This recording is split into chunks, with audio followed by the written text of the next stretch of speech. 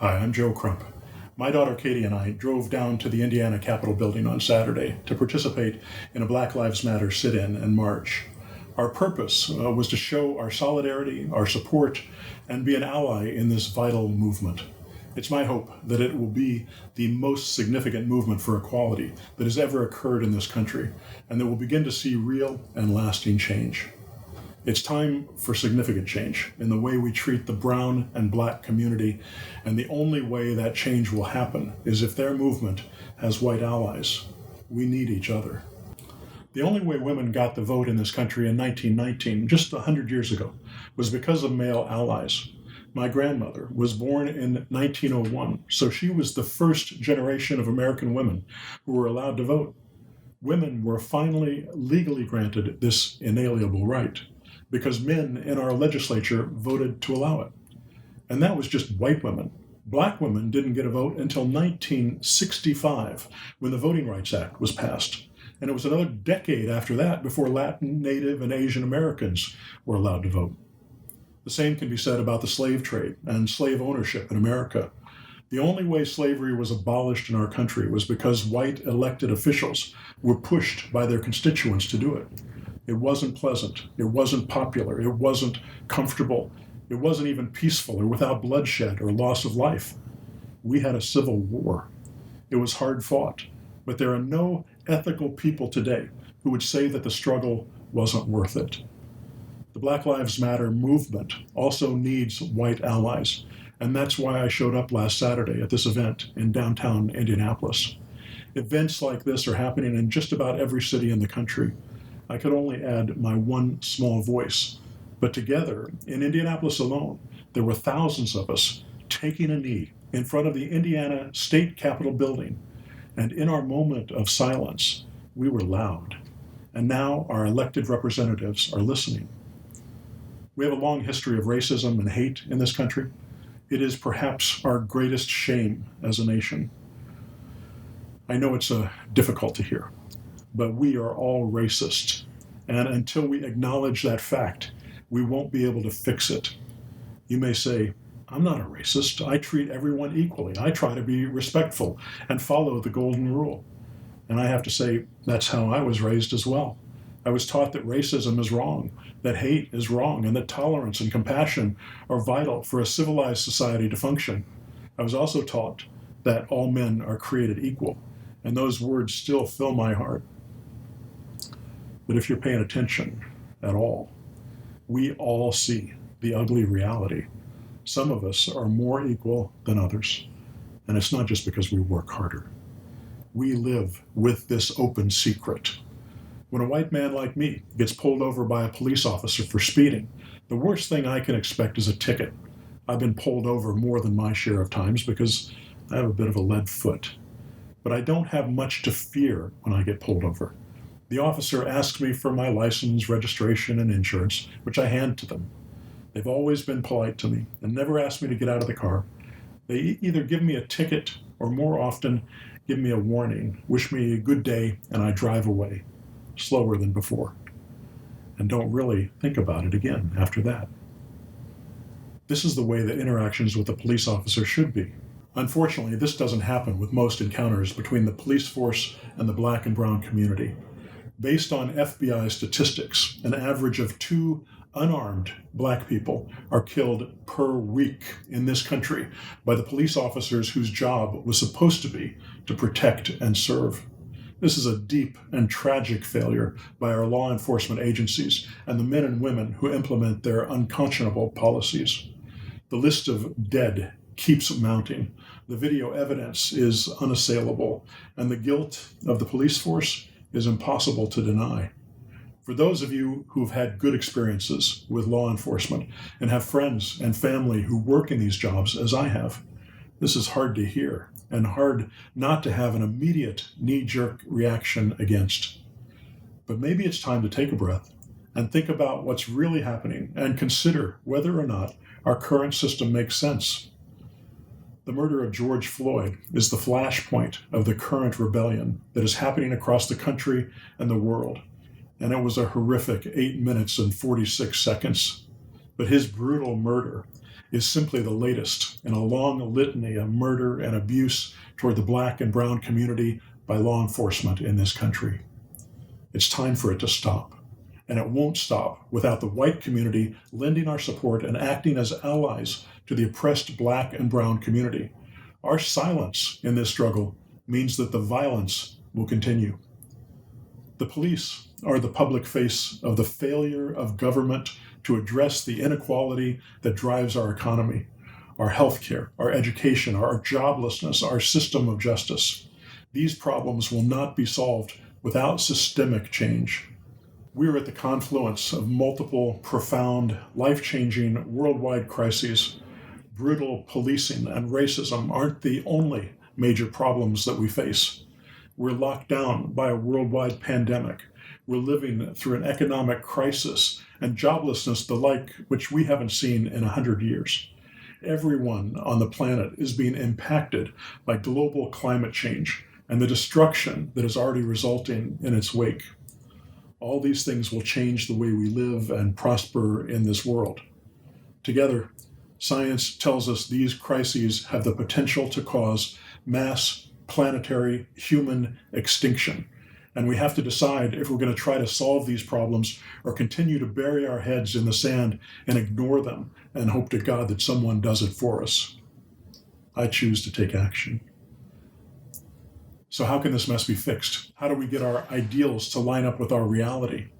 I believe that supporting the Black Lives Matter movement is a first step to learning how to organize, to fix the enormous systemic changes that are coming to our world.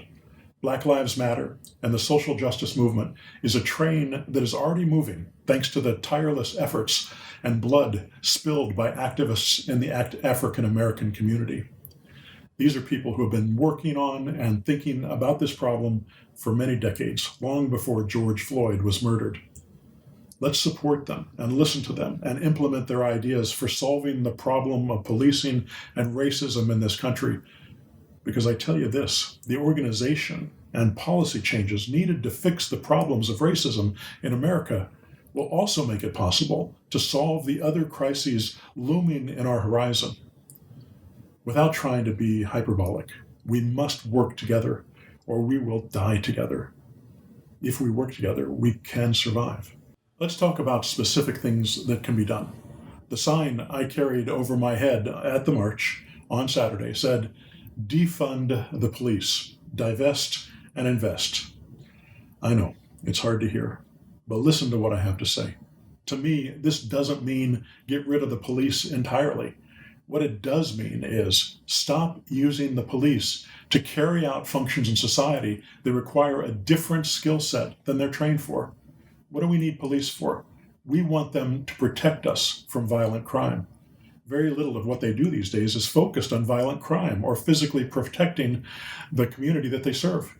Instead, they're focused on waging war on poverty, homelessness, and drugs, all things we've criminalized in this country. We implement mass incarceration of Black and brown people for obscene amounts of jail time for committing nonviolent crimes, crimes that white men are often let off with a warning or parole. This mass incarceration has caused a new kind of slavery or indentured servitude within the privately owned jail system, where inmates work for pennies per hour. After these men and women are released from prison, many states will not allow felons who have served their time to vote, completely disenfranchising them from participation and having a voice in American society. So American laws, American society, the home of the free and the land of the brave, are waging war on Black and brown people, and the police force sees it as their job to be warriors. They're taught this warrior mindset in their police training. But we don't want warriors on our street. We want peacekeepers to protect and serve all people.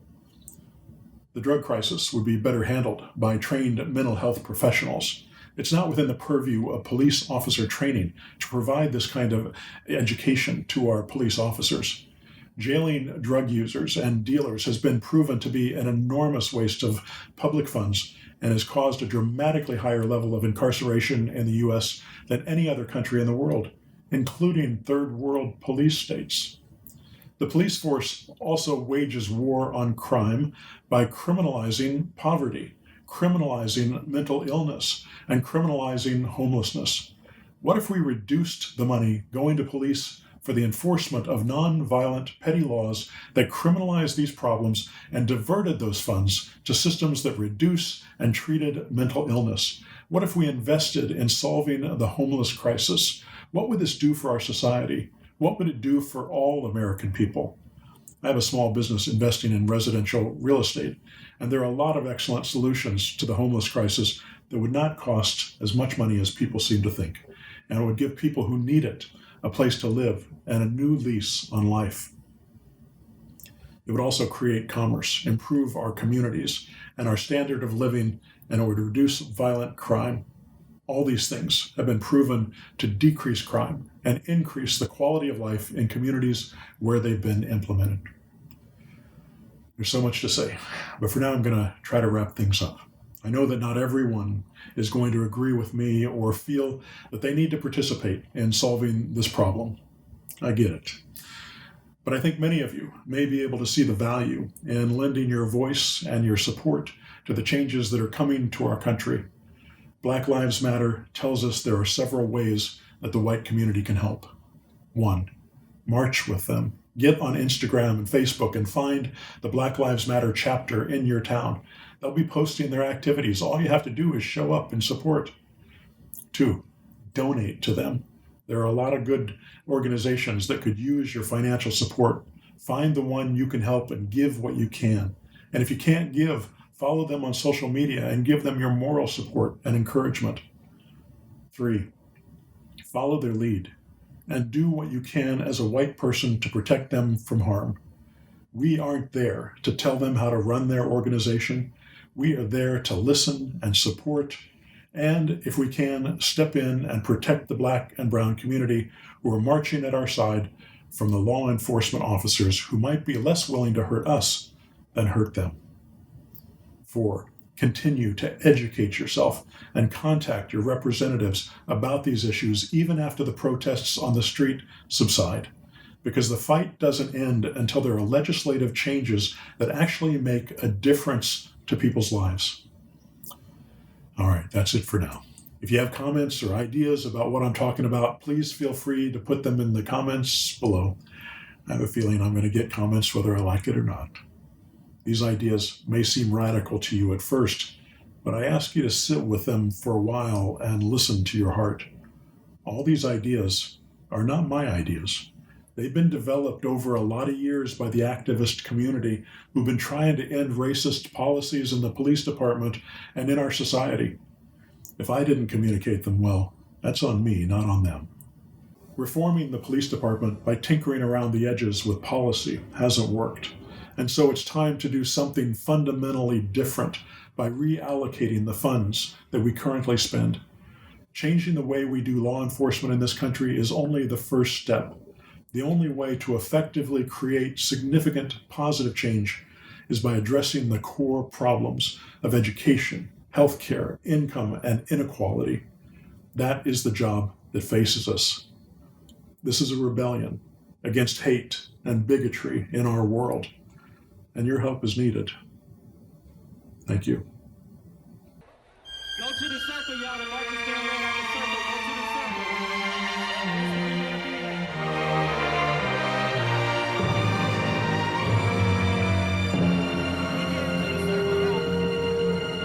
I was born by the river in a little tent. Oh, and just like the river, I've been running ever since. It's been a long time coming, but I know a change gonna come. Oh, yes, it will. It's been too hard living, but I'm afraid to die. 'Cause I don't know what's up there beyond the sky. It's been a long time coming, but I know a change gonna come. Oh, yes it will. I go to the movie and I go downtown. Somebody keep telling me don't hang around. It's been a long time coming, but I know a change gonna come. Oh, yes it will. Then I go to my brother and I say, brother, help me please.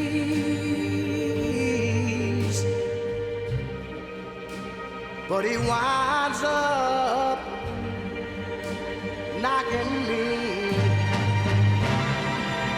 back down on my knees. Lord, there've been times that I thought I couldn't last for long, but now I think I'm able to carry on. It's been a long